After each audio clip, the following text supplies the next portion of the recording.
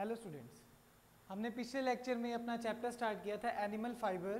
So we are going to continue with our next topic. हमने कर लिया था कि वूल कहाँ से आती है, सोर्स क्या होते हैं। एनिमल फाइबर्स दो तरह के होते हैं, जिसमें अपने पास में वूल और सिल्क, ये दो मेजर आते हैं और अपने चैप्टर भी उसी पे ही बना हुआ है। तो अपनों ने देखा था कि वूल के दो मेन सोर्सेज होते हैं, एक तो शीप्स होती हैं और एक अदर एनिमल्स होते हैं जिसके पास में अपने को सॉफ्ट हेयर से वूल्स मिलती हैं जो कि ईजी टू डाई होती हैं, जिससे अपने क्लोथ्स बनते हैं, वियरिंग्स बनती हैं। सो नाउ नेक्स्ट चैप्टर जो है, जो नेक्स्ट टॉपिक है अपना, वो है एक्सट्रैक्शन ऑफ वूल।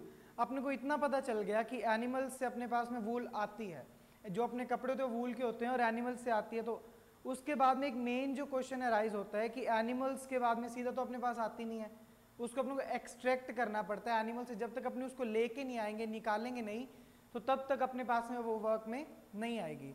सो जो एनिमल हेयर्स होते हैं, जिसको अपने फ्लीस बोलते हैं, फ्लीस एनिमल हेयर्स को बोलते हैं, या फिर जो अपने पास में शीप्स के हेयर होते हैं या कोई और एनिमल्स के हेयर होते हैं जिससे अपने वूल बनाते हैं, उसको अपने फ्लीस बोलते हैं।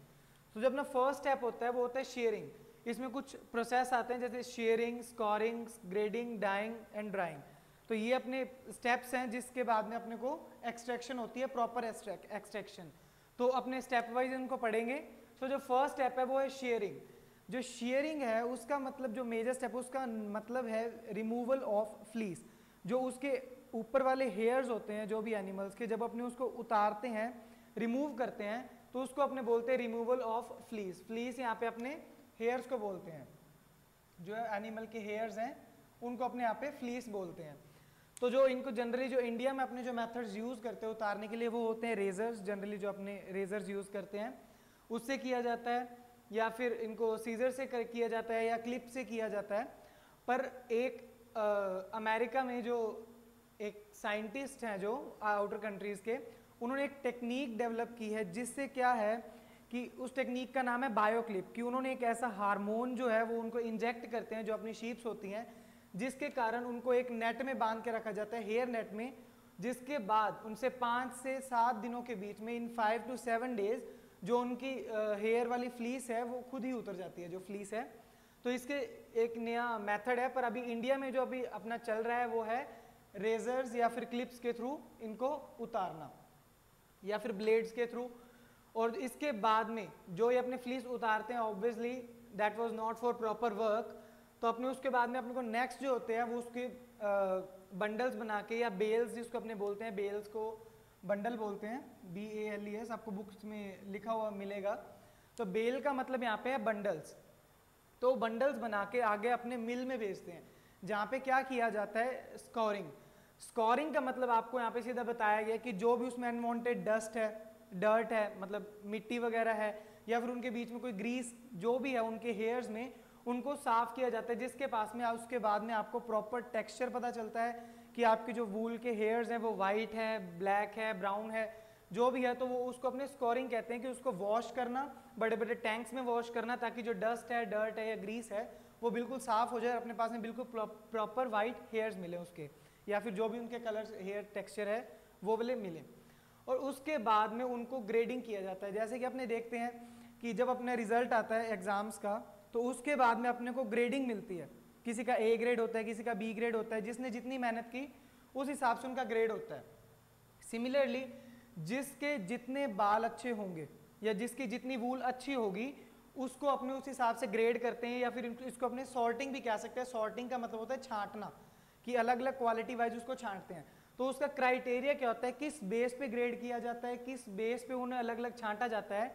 तो वो आपके पास में होता है लेंथ, कलर, टेक्सचर, वो कितना, मतलब कितनी उनकी लेंथ है, कितने उनका कलर है, क्या कलर है, ब्राउन है, ब्लैक है, जो भी है, और टेक्सचर क्या है उनके बालों का, मतलब जो अपने वूल बनाने वाले हैं, जो भी आगे जाके क्लॉथ्स बनेंगे वो सॉफ्ट स्टफ के बनेंगे या रफ स्टफ के बनेंगे।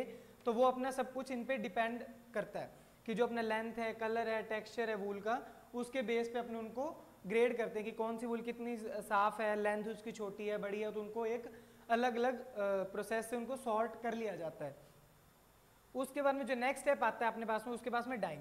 जैसे कि आप देखते हो जो वूल है, वूल अपने पास में हर एक सिमिलर कलर की नहीं होती है। आप देखेंगे उसमें अलग अलग सारे शेड्स आते हैं। जैसे अपने वूलन यूज करते हैं, आपके घर पे आप अपने बड़ों से पूछ सकते हैं कि कि वुलन्स जो होती हैं उनके अलग अलग कलर्स में आती हैं, वो हर एक डिफरेंट शेड्स आते हैं, तो उस बेस पे उनको डाई किया जाता है, क्योंकि जो अपने शीप से करते हैं वो मोस्टली 2 और 3 कलर्स में अपने को मिलती है। उसके बाद में उसको डाई किया जाता है कि जो वुल इजी टू डाई है या फिर उनको अलग किया जाता है, और जो नहीं है उनको अलग किया जाता है। जो इजी टू डाई है उनसे अपने को डाइंग की जाती है। नेक्स्ट प्रोसेस में जो होता है उसको डाई किया जाता है, अलग अलग से कलर किया जाता है, और जो कलर अपने को चाहिए उस शेड की अपने को वूल कलर करते हैं।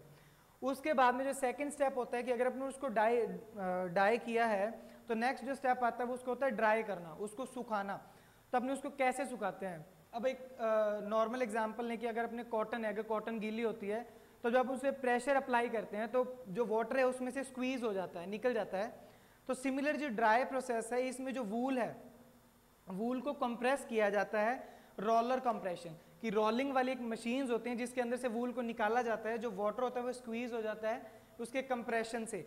इसके लिए जो पानी जो इसके अंदर होता है, जो वूल के अपने ड्राई करने हैं उसको, वूल के अंदर जो पानी होता है वो सब निकल जाता है और उसके कंटेनर्स में उसको ड्राई कर लिया जाता है। तो ये जो बेसिक प्रोसेस है ये हमारे वूल के एक्सट्रैक्शन का है कि वूल को कैसे एक्सट्रैक्ट करते हैं, कैसे उसको डाई करते हैं। और इसके बाद में ये 6 प्रोसेस, ये 4-5 फॉलो करने के बाद में इसको फैक्ट्रीज में आगे भेजा जाता है, जहाँ पे क्या होता है कि जो आपके पास में फाइन वूल आई है उसको आप क्या करेंगे, यान में कन्वर्ट होगा, different type of wools getting rolled, दोनों को इनको सब इकट्ठे इनको बनाया जाता है धागे में। जैसे कि आप देखेंगे उनको यान बनाया जाता है, यान के बाद में उसके बाद में आपको उसको आगे मिल्स में जाएंगे जहाँ पे वो उनको वीव किया जाता है, जहाँ पे उनको बुना जाता है। और उसके बाद में बुनने के बाद में जो आपके पास में फैब्रिक तैयार हुआ है उसके बाद में आपको आगे ट्रांसपोर्ट किया जाता है, जिसके बाद में आगे फैक्ट्रीज में जाके उसकी शेप्स और जो भी अपने को चीज़ चाहिए वांटिंग के हिसाब से वैसे का वैसा क्लॉथ और वैसा का वैसा बनाया जाता है। और एक जो मेजर चीज़ है कि इंडिया जो है ऑल वर्ल्ड में 3rd नंबर पे आता है कि शीप के जो अपने यहाँ पे होती है, जो कल्टीवेशन में बोल सकते हैं कि शीप्स को पाला जाता है या फिर और एनिमल्स को पाला जाता है, तो वूल प्रोडक्शन में इंडिया 3rd पे आता है। पर जो न्यूजीलैंड है वो बेस्ट क्वालिटी के लिए जाना जाता है कि जो वहाँ की जो शीप्स हैं उन पे सबसे ज़्यादा यील्ड होती है वूल की, कि उनकी जो हेयर लेयर है वो बहुत थिक होती है, और वहाँ से हमारे पास में सबसे बेस्ट जो वूल की जो यील्ड होती है वो सबसे ज़्यादा होती है। सो ये हमारे पास वूल का पार्ट था कि वूल से कैसे बनता है। So now we are moving on silk, क्योंकि हमारे पास में 2 मेजर हैं कि एक तो वूल है और सेकंड जो अपने पास टाइप है वो है सिल्क। तो जो सिल्क है आपने देखा होगा बहुत एक शाइनी मटेरियल होता है जिसको अपने बोल सकते हैं लश्चर शाइन को ही कहते हैं कि वो डल है या नहीं है या फिर शाइनी है, तो उसको लश्चर बोलते हैं अपने। तो जो एक्सट्रैक्शन है सिल्क का वो मेनली डिपेंड करता है, जैसे वूल अपने पास में शीप से आती है या अदर एनिमल से आती है, वैसे सिल्क कहाँ से आती है। तो question arise from where silk comes from. तो सिल्क आती है सिल्क मोथ से, जो अपने सिल्क मोथ बोलते हैं अपने, जैसे कोई बटरफ्लाइज होती हैं उसको अपने सिल्क मोथ कहते हैं क्योंकि वो सिल्क देती है इसलिए सिल्क। और जो उसका साइंटिफिक नेम है वो अपने पास में आता है बोम्बाइक्स मोरी, ये एक मेजर नेम है जो अपने को याद रखना है।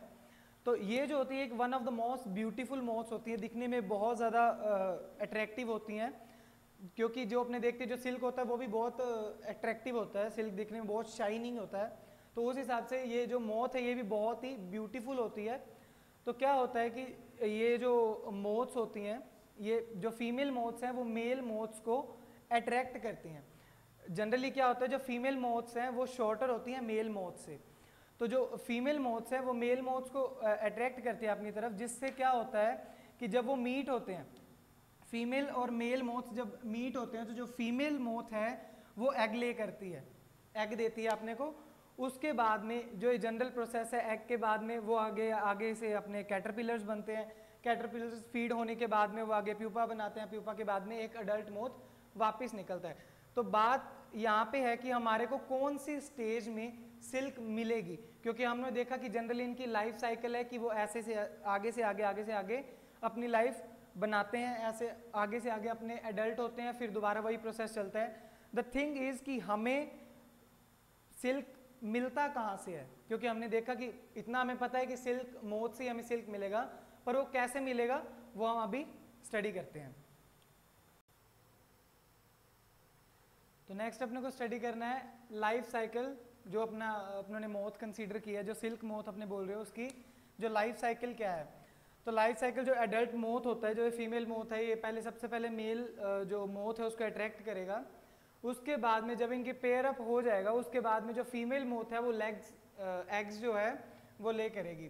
तो एग्स जो है उसने, ये जो एग्स हैं वो बहुत स्मॉल होते हैं, बहुत सारे एक साथ एग वो ले करती है। उसके बाद में जो वो एग्स हैं वो जब हैच होते हैं, हैच मतलब जो एग्स वो टूटते हैं, उसके बाद में उसमें से निकलते हैं कैटरपिलर्स या फिर जिसको अपने बोलते हैं लार्वा। जब ये लार्वा निकलते हैं तो इनको क्या, जो ऑब्वियसली जो कुछ भी अपने, जो भी ह्यूमन बीइंग है, कोई भी है या फिर कोई जानवर है या इंसेक्ट्स है, सबकी कुछ खाने की जो होती है रिक्वायरमेंट वो ज़रूर होती है। तो जो इनकी रिक्वायरमेंट है, जो ये लार्वा या कैटरपिलर की रिक्वायरमेंट है, वो है मलबरी लीव्स। जो सबसे मेन जो क्वेश्चन अराइज होता है वो ये होता है कि मलबरी लीव्स को उनको दी जाती है खाने के लिए। ये आपको एग्जाम्स में भी क्वेश्चन आएगा।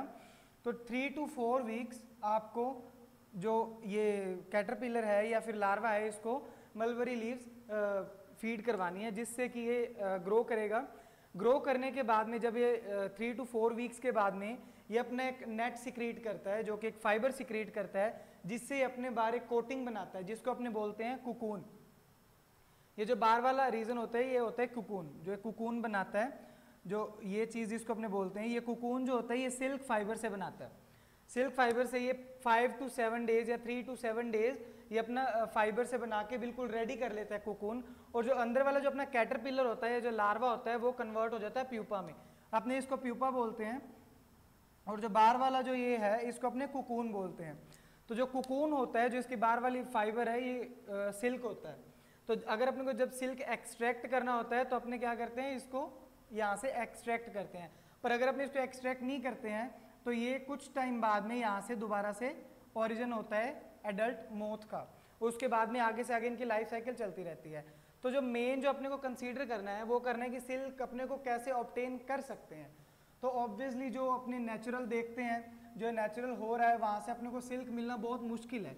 सो किसी भी चीज़ को एक्सेस में अपने को लेने के लिए उसकी कल्टीवेशन करनी पड़ती है या फिर उनको अलग से पालना पड़ता है। सो सिमिलरली अपने क्या करते हैं, सेरिकल्चर को अपनाते हैं। सेरिकल्चर क्या होता है, जिसके अंदर अपने पास में आता है जो ये